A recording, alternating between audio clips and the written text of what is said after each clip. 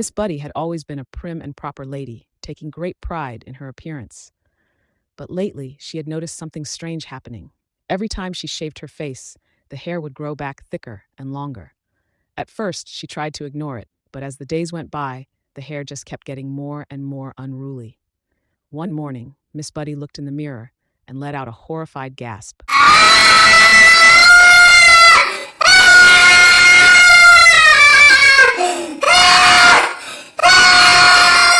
Staring back at her was not her delicate feminine features, but a rugged, masculine face. The realization dawned on her. The more she emasculated her husband, the more she was transforming into a man herself. I will tell you if you shut your mouth, I can let you know. Okay, you're not gonna be disrespecting me like that. Okay, well, let me talk. God, what's wrong with y'all? Like y'all just... Let me talk. Well, I'm going. Why you ain't talking? It doesn't matter. It's still a negative song about their father. Marcus had reached his breaking point with Miss Buddy.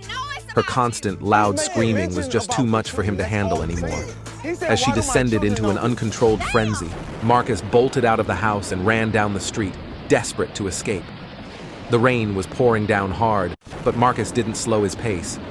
In a way, the cold droplets beating against his skin provided a strange sense of relief, as if washing away some of the pain and anguish he was feeling.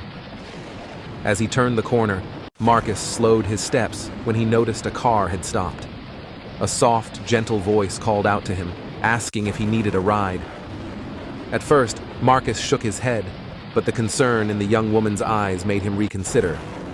Wiping the rain from his face, Marcus looked up and met the gaze of a beautiful, melanated woman. There was a compassion in her eyes that Marcus found impossible to resist.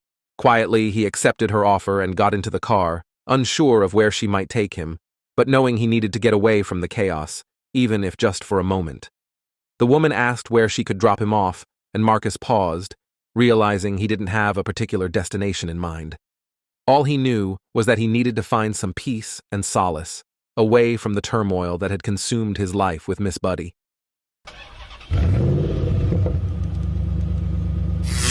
But one thing I know for sure, you can fool people, you can fool the world, but you can't fool God.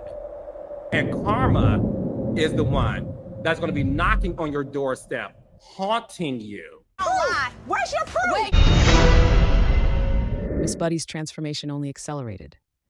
Her voice deepened, her shoulders broadened, and even her walk took on a more masculine swagger. Her poor husband watched in bewilderment as his wife became increasingly domineering and aggressive, stripping him of his masculinity bit by bit. Miss Buddy became consumed by her grotesque metamorphosis, unable to look at her own reflection without shuddering in disgust.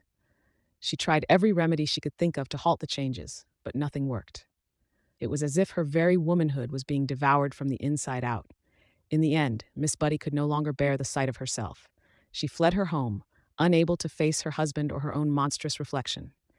The once prim and proper lady disappeared, lost to the ravages of her own twisted obsession. The moral of the story? Be careful what you wish for, lest it consume you whole.